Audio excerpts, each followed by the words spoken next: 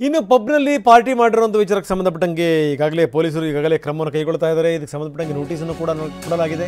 ಇದೆಲ್ಲದರ ಜೊತೆಗೆ ಕೆಟ್ಲಾಕ್ ಪಬ್ನಲ್ಲಿ ಏನೇನು ಪಾರ್ಟಿ ಮಾಡಿದ್ರು ಆ ಪಾರ್ಟಿ ಮಾಡಿರೋ ಎಲ್ಲರ ಹೆಸರು ಬಹಿರಂಗಗೊಂಡಿದೆ. ದರ್ಶನ್ ಸೇರಿದಂತೆ 8 ಮಂದಿಗೆ ಪೊಲೀಸರು ನೋಟಿಸ್ ಕೊಟ್ಟಿದ್ದಾರೆ. ಅಭಿಷೇಕ್ ಅಂಬರೀಷ್, ರಾಕ್ಲೈನ್ ವೆಂಕಟೇಶ್, ವಿ ಹರಿಕೃಷ್ಣ ಅವರಿಗೆ ಪೊಲೀಸರು ನೋಟಿಸನ್ನು ಜಾರಿ ಮಾಡಿದ್ದಾರೆ. ಸದ್ಯ 4 ಜನರಿಗೆ ಈಗಾಗಲೇ ನೋಟಿಸ್ ತಲುಪಿದೆ. ಪೊಲೀಸರ ನೋಟಿಸ್. ಇನ್ನು 4 ಸೆಲೆಬ್ರಿಟಿಗಳಿಗೆ ನೋಟಿಸ್ ಕೊಡಬೇಕು. ನಟ ಡಾಲಿ ಧನಂಜಯ್, ಚಿಕ್ಕಣ್ಣ, ನೀನಾಸಂ ಸತೀಶ್ ಮತ್ತು ನಿರ್ದೇಶಕ ತರುಣ್ ಸುಧೀರ್ ಇವ್ರಿಗೂ ಕೂಡ ನೋಟಿಸ್ ತಲುಪಬೇಕು. ಈಗಾಗಲೇ ಪಬ್ನ ಮಾಲೀಕರು ಮತ್ತು ಕ್ಯಾಶಿಯರ್ ಮೇಲೆ FIR ದಾಖಲು ಮಾಡಲಾಗಿದೆ. ಯಾಕೆ ಅವಧಿ ಮೀರಿ ನೀವು ಇದನ್ನು ನಡೆಸ್ತಾ ಇದ್ರಿ ಅನ್ನುವಂಥ ಪ್ರಶ್ನೆಗಳನ್ನು ಕೂಡ ಹಾಕಲಾಗಿದೆ. ಒಟ್ಟು 8 ಮಂದಿಗೆ ನೋಟಿಸ್ ಕೊಡಲಾಗಿದೆ. ಈಗಾಗಲೇ ಅಭಿಷೇಕ್ ಅಂಬರೀಷ್, ರಾಕ್ಲೈನ್ ವೆಂಕಟೇಶ್ ಮತ್ತು ದರ್ಶನ್ ಅವರಿಗೆ, ವಿ ಹರಿಕೃಷ್ಣ ಅವರಿಗೆ ಪೊಲೀಸರಿಂದ ನೋಟಿಸ್ ಜಾರಿಯಾಗಿದೆ. ಇನ್ನು ಡಾಲಿ ಧನಂಜಯ್ ಅವರಿಗೆ ನೋಟಿಸ್ ಹೋಗಬೇಕು, ನಿರ್ದೇಶಕರಿಗೆ ಹೋಗಬೇಕು, ನೀನಾಸಂ ಸತೀಶ್ ಅವರಿಗೆ ಹೋಗಬೇಕು. ಒಟ್ಟು 8 ಜನರಿಗೆ ನೋಟಿಸನ್ನು ಕೊಡಲಾಗ್ತಾ ಇದೆ. ನಟ ದರ್ಶನ್, ಅಭಿಷೇಕ್ ಅಂಬರೀಷ್, ರಾಕ್ಲೈನ್ ವೆಂಕಟೇಶ್ ಮತ್ತು ಸಂಗೀತ ನಿರ್ದೇಶಕ ವಿ ಹರಿಕೃಷ್ಣ ಇವರಿಗೆ ಪೊಲೀಸರು ನೋಟಿಸನ್ನು ತಲುಪಿಸಿದ್ದಾರೆ. ಇನ್ನು 4 ನೋಟಿಸ್ ತಲುಪುವಂಥದ್ದು ಬಾಕಿ ಇದೆ. ಅವಧಿ ಮೀರಿ ಪಬ್ಬನ್ನು ನಡೆಸಿದ್ದು, ಜೊತೆಗೆ ಪಾರ್ಟಿ ಮಾಡಿದ್ದು, ಮುಂಜಾನೆ ತನಕ ಅಲ್ಲೇ ಇದ್ದರು, ಪಾರ್ಟಿ ಮಾಡಿದರು ಅನ್ನುವಂಥ ಆರೋಪ. ಬನ್ನಿ ಇದಕ್ಕೆ ಸಂಬಂಧಪಟ್ಟಂಗೆ ಗೃಹ ಸಚಿವ ಪರಮೇಶ್ವರ್ ಮಾತಾಡಿದ್ದಾರೆ. ಏನು ಹೇಳಿದ್ರು ನೋಡೋಣ. ಇಂಜಿನಿಯರಿಗೆ ಒಂದು ಕೆಲಸ ಕೊಟ್ಟಿರ್ತಾರೆ ಬೇರೆ ಡಿಪಾರ್ಟ್ಮೆಂಟಲ್ಲಿ, ಪೊಲೀಸ್ ಡಿಪಾರ್ಟ್ಮೆಂಟ್ನಲ್ಲಿ ಏನು ಕೆಲಸ, ಇದೇ ಕೆಲಸ ಅವ್ರದ್ದು. ಅದನ್ನು ಅವರು ಅಚ್ಚುಕಟ್ಟಾಗಿ ಮಾಡಬೇಕು. ನಾವು ಮೀಟಿಂಗ್ಗಳು ತೊಗೊಂಡಾಗ ಅವ್ರಿಗೆ ಜೋರಾಗಿ ಹೇಳ್ತೀವಿ, ನೋಡಿ ನಿಮ್ಮ ಏರಿಯಾದಲ್ಲೆಲ್ಲ ಏನಾರು ಆದರೆ ನೀವೇ ಜವಾಬ್ದಾರರು. ಈಗ ನಾನು ಮೊನ್ನೆ ಕಳೆದ ಮೀಟಿಂಗಲ್ಲಿ all DCPs you are only responsible ಅಂತ ಹೇಳಿದೆ. ಹಂಗೆ ಹೇಳಿದ ಮೇಲೆ ಅವರು ಮಾಡಲೇಬೇಕಲ್ಲ. ಸೊ ಹಂಗಾಗಿ ಅವರು ಮಾಡಿರ್ತಾರೆ.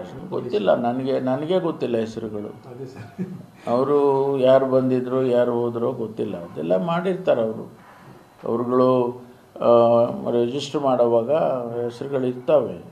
FIR ಮಾಡುವಾಗ ರಿಜಿಸ್ಟರ್ ಮಾಡುವಾಗ ಇದ್ದೇ ಇರುತ್ತೆ. ಸಪೋಸ್ ಒಬ್ಬರನ್ನ ಬಿಟ್ಟರು ಕೂಡ ಅವ್ರು ಹೇಳ್ತಾರೆ, ಅವರೇ ಹೇಳ್ತಾರೆ, ಯಾಕ್ರಿ ಅವ್ರನ್ನ ಸೇರಿಸಿಲ್ಲ, ಇವ್ರನ್ನ ನನ್ನ ಮಾತ್ರ ಸೇರಿಸಿದ್ದೀರಾ, ಅವ್ರನ್ನೂ ಸೇರಿಸಿ ಅಂತ ಅವರೇ ಹೇಳ್ತಾರೆ. ಆವಾಗ ನೀವು ಅನಿವಾರ್ಯ ಸೇರಿಸಲೇಬೇಕು. ನೀವು ಬಿಡಬೇಕು ಅಂತ ಆಸೆ ಇದ್ದರೂ ಕೂಡ ಇನ್ಸ್ಪೆಕ್ಟ್ರಿಗೆ ಅವನು ಸೇರಿಸಲೇಬೇಕು. ಯಾಕೆಂದರೆ ಅವ್ರು ಹೇಳ್ತಾರೆ, ಸ್ಟೇಟ್ಮೆಂಟ್ ಕೊಡ್ತಾರಲ್ಲ ಅವರು, ಹಂಗೆ ತಪ್ಪಿಸ್ಕೊಳಕ್ಕೆ. ಬನ್ನಿ ಇದೆಲ್ಲ ಬೆಳವಣಿಗೆಗಳ ಬಗ್ಗೆ ಮಾತಾಡಲಿಕ್ಕೆ ನಮ್ಮ ಪ್ರತಿನಿಧಿ ಕಿರಣ್ ಈಗ ನಮ್ಮೊಂದಿಗೆ ನೇರ ಸಂಪರ್ಕದಲ್ಲಿದ್ದಾರೆ. ಕಿರಣ್ ಒಳಗೆ ಗಮನಿಸಬೇಕಾದಂಥ ಸಂಗತಿ, ಅವಧಿಗೆ ಮೀರಿ ಪಬ್ ನಡೆಸಿದಂಥ ಆರೋಪವನ್ನು ಏನು ಪಬ್ ಮಾಲೀಕರು ಎದುರಿಸ್ತಾ ಇದ್ದಾರೆ. ಈಗ ಮಾಲೀಕರಿಗೆ ಮತ್ತು ಸಂಬಂಧಪಟ್ಟಂಥ ಮ್ಯಾನೇಜರ್ ವಿರುದ್ಧ FIR ದಾಖಲಾಗಿದೆ ಒಂದು ಕಡೆಗೆ.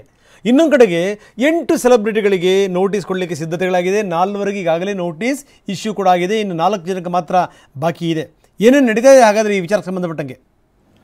ರಂಗನಾಥ್, ಮುಖ್ಯವಾಗಿ ಈ ಒಂದು ಓರಿಯನ್ ಮಾಲಲ್ಲಿ ಕಾಟೇರ ಫಿಲಿಮ್ದ ಒಂದು ಸೆಲೆಬ್ರಿಟಿಗೆ ಶೋ ಇತ್ತು. ಶೋ ಆದ ನಂತರ ಅದರ ಎದುರುಗಡೆ ಇರುವಂಥ ಜೆಟ್ಲಾಗ್ ರೆಸ್ಟ್ರೋ ಬಾರ್ ಏನಿದೆ ಅಲ್ಲಿಗೆ ಎಲ್ಲರೂ ಕೂಡ ಇಡೀ ಸ್ಟಾರ್ಸ್ಗಳೆಲ್ಲ ಅಲ್ಲಿಗೆ ಶಿಫ್ಟ್ ಆಗ್ತಾರೆ. ಅಲ್ಲಿ ಸೆಲೆಬ್ರೇಷನ್ ಆಗುತ್ತೆ.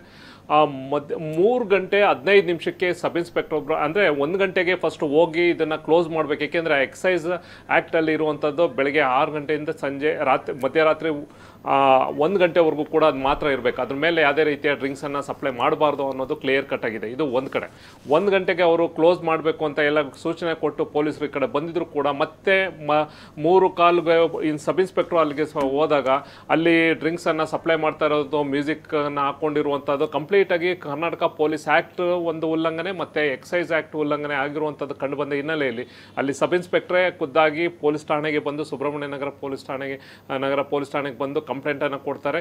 ಫಸ್ಟು ಅವರು ಒಂದು ಹೋಟೆಲ್ನ ಆ ರೆಸ್ಟೋ ಬಾರ್ನ ಮಾಲೀಕರು ಮತ್ತು ಕ್ಯಾಶಿಯರ್ ಮೇಲೆ ಒಂದು ದೂರನ್ನು ಕೊಡ್ತಾರೆ. ಅದು ಅನ್ವಯ ಅದಕ್ಕೆ ಸಂಬಂಧಪಟ್ಟಂತೆ FIR ಕೂಡ ದಾಖಲಾಗುತ್ತೆ.